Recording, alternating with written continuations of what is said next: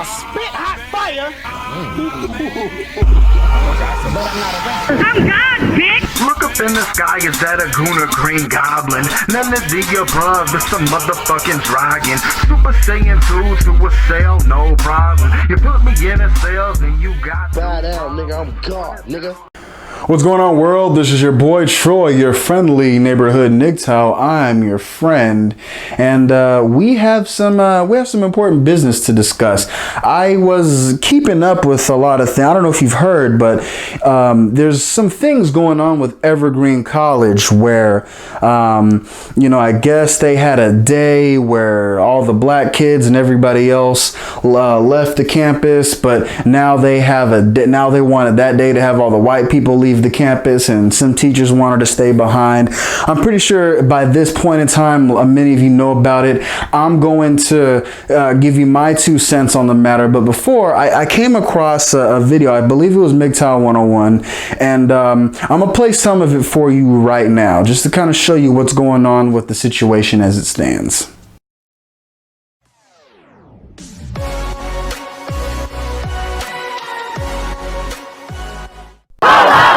These racist teachers have got to go, hey, hey! Ho, ho! These racist teachers have got to go, hey, hey! Teachers have got to go, hey, hey! Ho, ho! These racist teachers have got to go, hey, hey! Ho, ho! These racist teachers have got to go! Black power! Black power! Black power! Black power! Black power! Black power! We'll do it. Put your hand down. That's my problem, George. You keep doing these. What about our protection right now? Fuck you and fuck the police! I would suggest that you take under heavily consideration those that oppose the training and let me remind y'all, that's how whiteness works. Whiteness is the most violent fucking system to ever breathe. I want to cry. I can't tell you how fast my heart is beating right now. I'm shaking in my boots. I got to go, hey, hey! Ho, ho! These racist teachers have got to go, hey, hey! Ho, ho! If somebody's talking, you are not listening. In your head, if you're thinking of a response while somebody is talking, that is not listening. You need to listen. And to be honest with you, I don't even expect you to even say anything to me because I know actions speak louder than words. My mama didn't raise no fool. Stop giggling and laughing every time we say something. Control it. Try. Well, I heard her say that at 11 o'clock this morning. She shouldn't have to be here at 5:30 still telling you to stop laughing. It's not an accident that all of our administration is white. Right. It's not an accident. That shit is systematic as fuck. So while we sit down here, I said I'm tired of white people talking about what black and brown people need. You don't know. I'm just trying to respond. I'm letting you know. So we're looking for you. Like, come on. You're not. No. You're not oppressed. Okay, sis. I was there tonight and I read that email and everything that was pretty much described in that email was 100% wrong. And it was, you better just say that you sorry and yeah, you lied. Because it was some straight up bullshit. Asking you one more time, I'm giving you a chance. Was the information in that email factual? Yes or no? To my knowledge. No, yes or no? Thank you. No, it was not factual. Racist teachers have got to go, hey, hey! Ho, ho! These racist teachers have got to go, hey! Ho, ho! These racist teachers have got to go, hey, hey! Ho, ho! These racist teachers have got to go, hey, hey! They protect us. But no, they fear from us. They fear of us trying to mace us in the eyes and shit. For what? For us saying like, hey, Brett, you need to apologize? For one fucking white guy? Is there any black folks that need water in here? Why is it all these black women and femmes doing all this emotional labor in this space? These white-ass faculty members need to be holding him and all these people accountable. We don't need to be doing all things.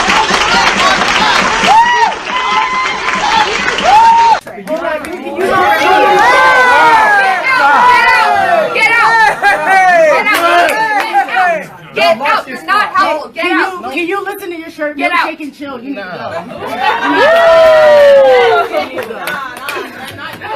Has demonstrated demonstrated anti-blackness in the pigeonholing, charging, and sentencing of 2 black trans disabled students based on false racially charged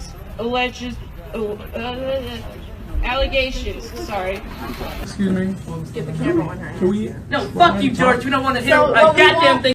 So now I want to talk about what you watched, what I just watched. The full video, everything is going to be, I'll leave a link in the description below. But I want to talk about what's going on and why I feel that things are the way that they are. So as we can tell, colleges are now pretty much, they're just a joke. It's pretty much just a signaling of virtue signaling, crying, whining, just pile of dross that the world kind of has to deal with now. I pretty much, and let me just say this, I in no way support anything going on with Evergreen College. I think it is complete bullshit. I think that these kids are just, they're fucking entitled. They have no clue what's going on.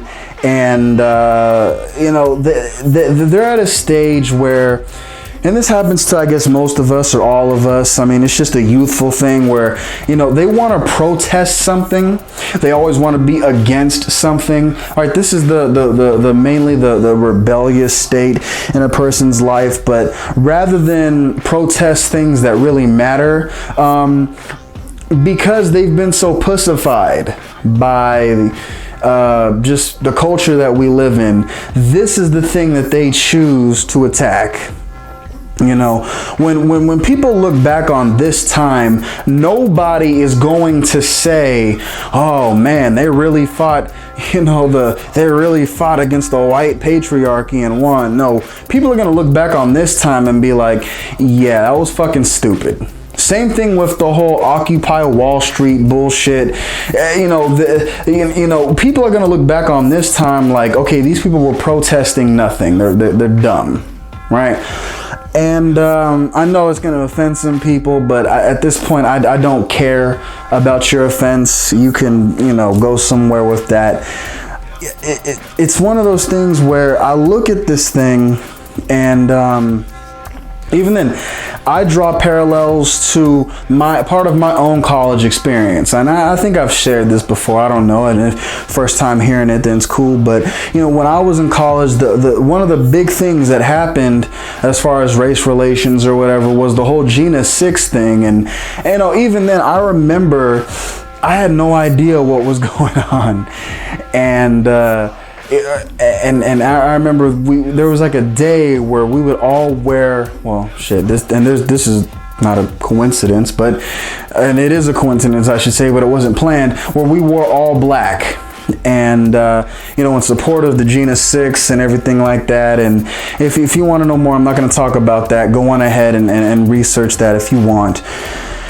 But I mean, looking back and just kind of hearing my professors and people around me talk about everything, I really couldn't quite grasp or understand what they were really talking about, what they were really saying.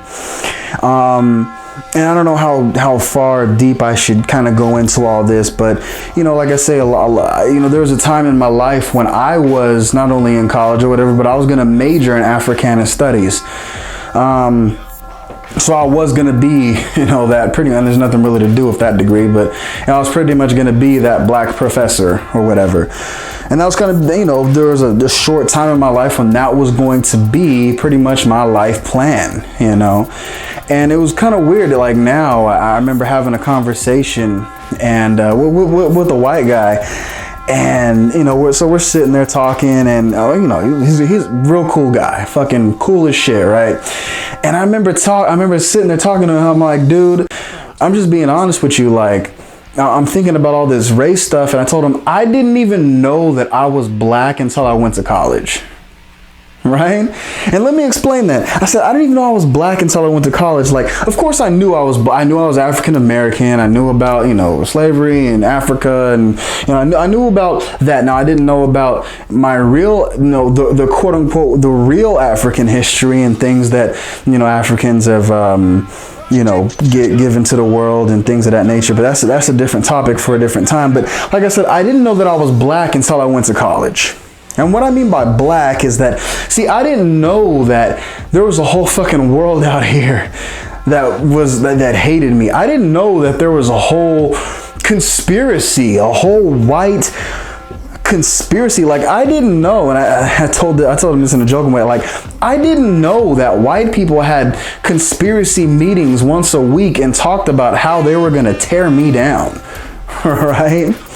So it's funny because he said, like, I remember telling him, and just one more thing, like, even then growing up, I grew up in California. I grew up, like, and there were some times in my life where I literally grew up around more Mexicans than white people, right? So, mainly Mexicans, white people, some blacks, but, most of my friends were Mexican, were Hispanic. So, and there was a time in my life in high school when I was considered an honorary Mexican. That was just the racial dynamic that I grew up in. So I told him, I didn't even understand that I was black. All right, I didn't even realize I was black until I went to college. And he's joking around, and he looks at me. He says, "I didn't even know that I was a predator until I went to college." Right? So pretty much he said, dude, before I even got to college, like, you hear some things, white people are this and that and da-da-da-da-da. But he's like, I didn't understand. Like, once I got to college, that's when everybody started calling me fascist and just, white and racist and patriarchal, misogynist. And like, he's like, dude, I didn't even understand that I was the most horrible person to ever exist until I went to college. Right? And we had a laugh about it. We had a nice talk about it. And this is the environment, people. This is the best and brightest among us. This is the system, and it is sad. There are so many other things out here that we could be focused on. There is so much, even then there's so much worse things going on in the world than some made up. Where is Evergreen College? I'm not even sure where it's at. Like, is it in Oregon or something? Now I'm coming across as ignorant of the things, but like, I don't think that Evergreen College is even at a place where like racism exists. You know what I'm saying? Like, I don't think, like, I can imagine it's Evergreen College in fucking Alabama or some shit. Now, no offense to anybody in Alabama, but your fucking history, right? I don't even think it's even in that kind of place. Like, it's weird. It's strange, man. And even with feminists, I look at feminism and I see women who they protest mansplaining and manspreading and fucking like just all of this bullshit. They'll sit there and talk about how, men, the way that men talk and the way that men sit and everything like that, and how they're for women and all this other good shit. Meanwhile, there are women getting fucking their heads chopped off for driving, for wanting to drive, for speaking up and trying to speak out. And these bitches are sitting over here like, no, this is what we need to be fighting. That's the most pussy shit I've ever heard of in my entire life. Same thing with all of this Black Lives Matter stuff. It's the same thing. I look at this and all I see is pussy shit. They literally go after shit that has no bearing. Like, even if you were to fix this, okay, Evergreen College, let's say you kick out all, and here's the thing, like, here's where Uncle Tom, right? But let's think about this rationally, logically. Hopefully we can have this discussion. If you were to kick out every white person in Evergreen, or every white person on college campus, period, what would you accomplish? What would happen? Oh, wait, honestly, like, what victory would happen? right? At the same time, I look at some of these dudes and I'd say, like, on your college campus, who has called you a name? Who has called you a racial slur? Like, have you ever walked on campus and somebody just randomly just called you a nigger? Like, have you ever walked on campus and someone called you a spick or a coon or anything like that? Like, have you ever walked on campus and maybe you're Asian and someone called you a fish face or a panhead or whatever the fuck else we call people? No, that shit doesn't fucking happen. And if it does, it's mainly an in-group thing, right? I mean, nobody, like, I don't want to say nobody, but it's baffling. It's baffling. I can't wrap my head around this. And at the same time, you also want to know how I know this is some pussy shit, because people would rather attack people like me, right? Or people that speak out against this stuff than tackle an actual issue, right? Because, like, and even then, sometimes I speak out, against, a lot of things that black people are doing, or I not necessarily speak out against it, but I'm just bringing rationality, truth, logic, the things that I want to live my life based upon, right? So they'd rather attack me and call me an Uncle Tom, right? They'd rather attack me and, call somebody like me names and try to tear me down and, oh, you're not a real black man and you're not this and that, da-da-da. Meanwhile, right, you can go to an actual black community, right, with dudes slanging dope, won't say shit to him. Pussy shit. You'll sit there and call me an Uncle Tom, right, for speaking out against us. Oh, you just love the white man, or you just this and that, or you're an agent, or whatever the fuck you fuck niggas say. You'll sit over here and say some bullshit like, oh, well, you're an Uncle Tom and you're this and that. Meanwhile, quote unquote, let's go with the stereotypical Tyrone is actually out here with a gun shooting down another nigga, and you will sit here and call me the problem. Pussy nigga, pussy shit. You're talking to someone like me who's intelligent, who wants to use his mind to actually help develop things and actually, I don't know, I wouldn't necessarily change the world, but bring as much rationality and logic to it as possible. And you'll look at someone like me and say, oh, well, you're the problem. You're the bad guy. You're the asshole. Pussy. At the same time, you're the same type of person that if you were standing as close to me as this camera was, you wouldn't say a goddamn thing. You wouldn't say a motherfucking word. But you know what? You probably would, right? Because we both know that you're not worth my time to steal on, right? We both know that if we were both here, I wouldn't do anything to you. It wouldn't be worth it. There'd be no real physical harm or threat to you. But see, that's the thing. You won't go to where the aid really needs to be. Talking about, oh, black people and racism and this and that and da-da-da-da-da. Well, why don't you go talk to gang members? Why don't you, that vitriol that you have for people like me, that same vitriol that you have for white folks, whatever, why don't you take that same fervor and go to a community to where it really matters? That's right, you won't, because you're a pussy. You'd rather demonstrate on a fucking campus, right, than actually go down and try to uplift the life of somebody who's actually killing his own people. See, you would rather try to shut me down, or you know what you're actually doing. And it took me a while. And I went through my phase of being angry about this, but I'm not anymore, because I figured it out. Because what you want me to go handle that problem. Right? You want the white man, like, oh, you're a racist, you're a patriarch, you're a misogynist, and you're out to kill us and everything. You want the white man to go solve your problem. That's what you want.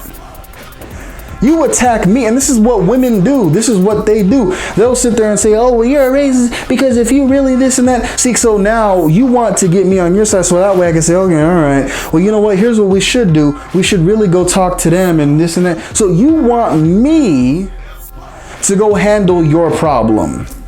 You want the white man to go take care of your community.